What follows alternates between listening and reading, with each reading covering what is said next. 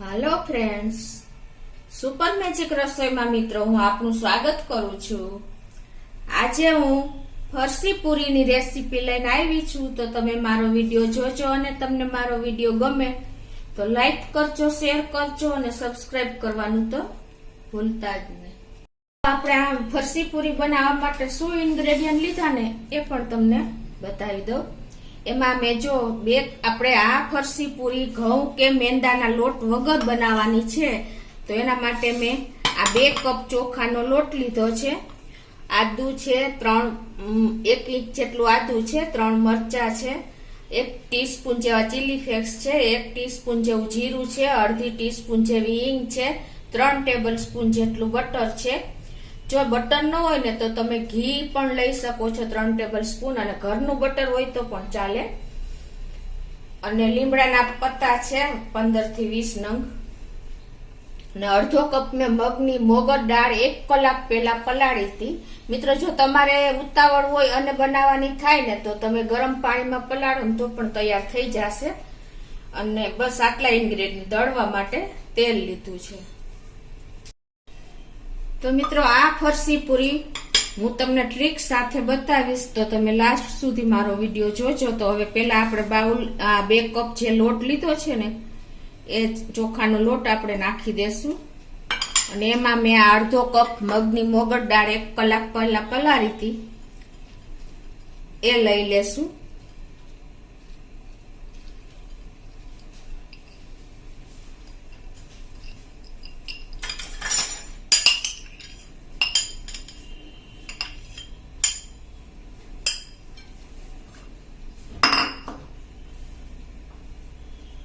અને આપણે આ લીમડાના પત્તા અને આ જે મરચા 3 છે અને આદુની પેસ્ટ કરી લેશું। અને એમાં આપણે હવે આમાં 1 ટીસ્પૂન જેવું જીરું નાખી દેશું, 1 ટીસ્પૂન જેવા આપણે ચીલી ફ્લેક્સ લીધા છે એ નાખી દેશું, અડધી ટીસ્પૂન આપણે હિંગ નાખી દેશું, અને ટેસ્ટ એકોર્ડિંગ આપણે 1.5 થી 1.5 ચમચી જેવી આપણે મીઠું નાખી દેશું। અને હવે આ જે લીમડાના પત્તા છે ને એને આપણે એકદમ બારીક ઝીણા ઝીણા સમારી લેશું અને આની પેસ્ટ કરી લેશું।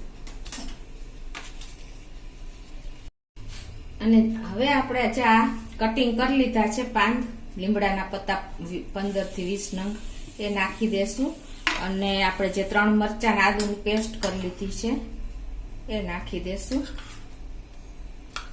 અને આ 3 ટેબલ સ્પૂન જે આપણે બટર લીધું છે ને એ એડ કરી દેશું। મિત્રો આમાં આપણે ચોખાના લોટમાં ચીકાશ નથી હોતી એટલે આપણે જે આ બટરને હિસાબે ચીકાશ આવી જશે, એટલે આપણે બટર તો નાખવું જરૂરી જ છે।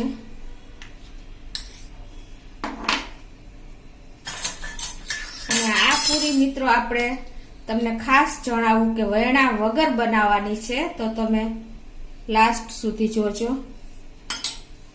હવે આ બધું આપણે મિક્સ કરી લેશું।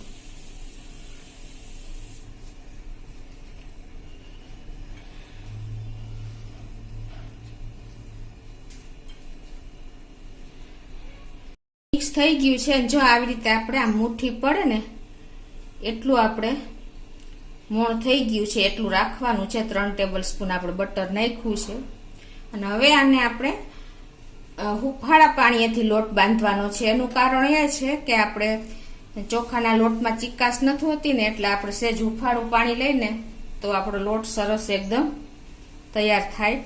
કેમ કે આપણે જો જુવારનો લોટ કે બાજરીના લોટમાં પણ ચીકાશ નથી હોતી તો એમાં પણ આપણે સહેજ હુફાળા જેવું પાણી લઈશું। તો આ રીતે થોડું થોડું પાણી એડ કરતા જાશું અને લોટ બાંધી લેશું।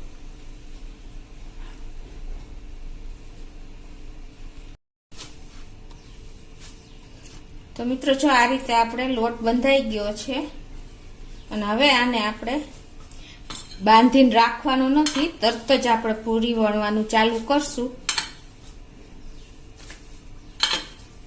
તો હવે આપણે વેણા વગર બનાવવાની છે તો એના માટે શું કરવાનું છે, આપણે જે આ ફ્રેશ રેપનું જે રેપિંગ પેપર આવે છે એટલે કે જેને આપણે બટર પેપર કહીએ છીએ એ લેવાનું છે। જો તમારી પાસે એ અવેલેબલ ન હોય તો તમે એ પ્લાસ્ટિકની બેગ પણ લઈ શકો છો. તો આ રીતે આપણે એને કટિંગ કરી લેશું.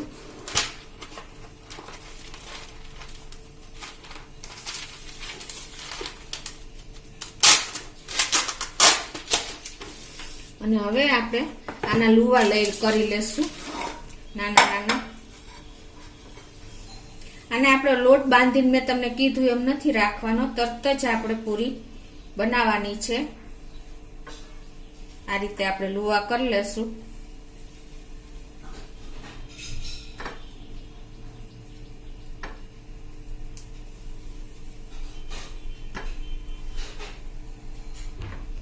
તો જો આ રીતે આપણે આ બટર પેપર લઈને અને આ થોડા ડિસ્ટન્સે આપણે લુવા મૂકી દેશું.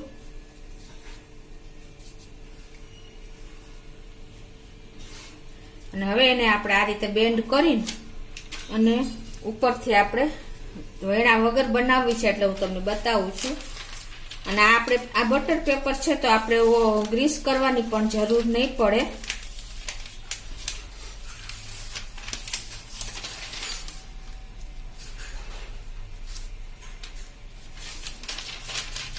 અને આ રીતે આપણે ઉપરથી આ જે વાટકી કે તમારી પાસે કાંઈ પણ હોય ને તેને આ રીતે તમારે આવી રીતે ફેરવી દેવાની.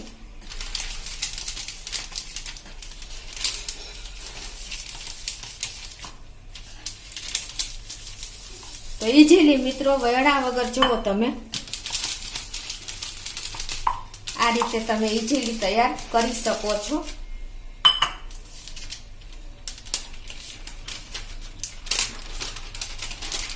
તમે જોઈ શકો છો કેટલી સરસ પૂરી થઈ છે.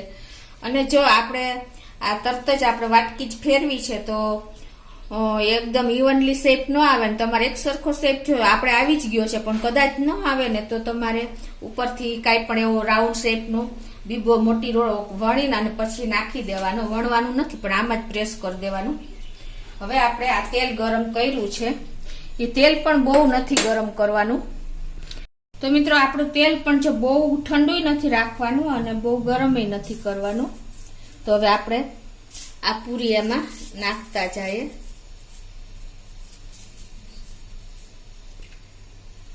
આ રીતે જેટલી પૂરી આવે એટલી નાખતા જઈશું આપણે.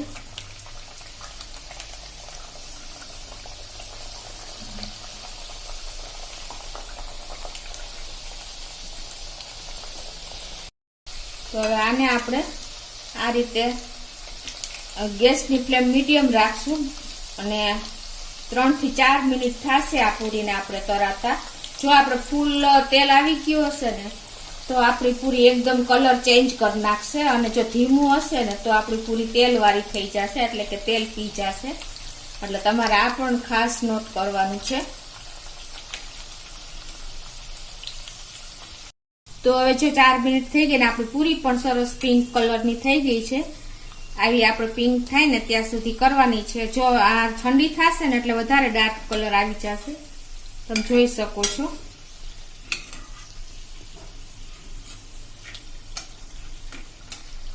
એટલે આ રીતની આપણે આ પૂરી આપણે 3 થી 4 મિનિટમાં ઈઝીલી મીડિયમ ફ્લેમ ઉપર થઈ જાય છે. તેલ આપણું બહુ ગરમ નથી હોતું એટલે. આ જ રીતે હવે આપણે બીજી પૂરી તૈયાર કરી લેશું. તો એ જ રીતે જો મિત્રો આપણે આ રીતની આપણે વાટકી લેવાની એટલે નીચે સપાટ એકદમ હોય ને એ રીતની. પછી આ રીતે આપણે બધી પૂરી ઉપર ફેરવી દેવાનું. ટાઈમ જ નહીં લાગે અને કોઈ વણવાની ઝંઝટ જ નથી. તમે જોઈ શકો છો. અને આ લુવા પણ જો મેં બધા તૈયાર કરી લીધા છે. તો હવે હું આ રીતે બધી પૂરી તૈયાર કરતી જાઉં છું. આ રીતે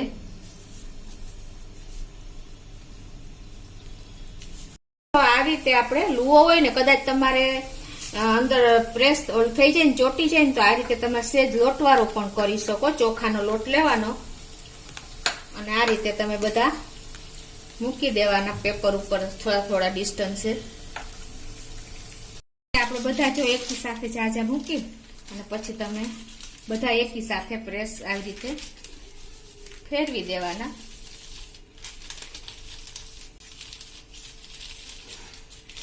આ રીતે મિત્રો જાજી પૂરી તમે એકી સાથે કરી શકો છો.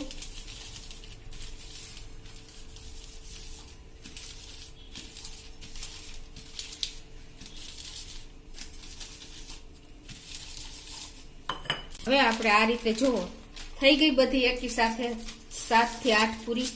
હવે આપણું તેલ ચાલુ જ છે મિત્રો. એટલે હવે જો તમે આ કદાચ તમારાથી ન ખુલે ને તો તમારે આવી રીતે તવીથો કે કઈ પણ આવી રીતે લેવાનું. જો આમ ડાયરેક્ટ આ રીતે તમારે નાખી દેવાની. જુઓ તમે મિત્રો સાવ ઈજી મેથડ છે, તમે જોઈ શકો છો.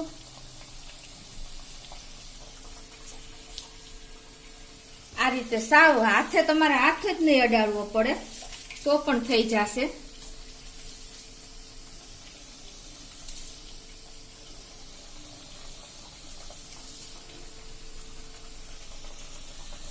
તો જો મિત્રો આપણી પૂરી તરાઈને રેડી છે. જોવો તમે કેટલી ક્રન્ચી થઈ છે, તમને અવાજ સંભળાતો જ હશે મિત્રો. જોવો તમે મિત્રો તમને બતાવી પણ દઉં. જો એકદમ ભૂકો થઈ જાય છે એટલી આપણી પૂરી ક્રન્ચી થઈ ગઈ છે મિત્રો. તો તમે આ રીતે વહેણા વગર મિત્રો ઈઝીલી તમે સહેલી રીતે સાવ મહેનત વગર આપણી આ પૂરી બને છે. તો તમે ચોક્કસ મેંદા વગરની ઈ પણ તો તમે ચોક્કસ આ રીતે ટ્રાય કરજો. અને તમને મારો વિડીયો ગમે તો લાઈક કરજો, શેર કરજો અને સબસ્ક્રાઇબ કરવાનું ભૂલતા નહીં.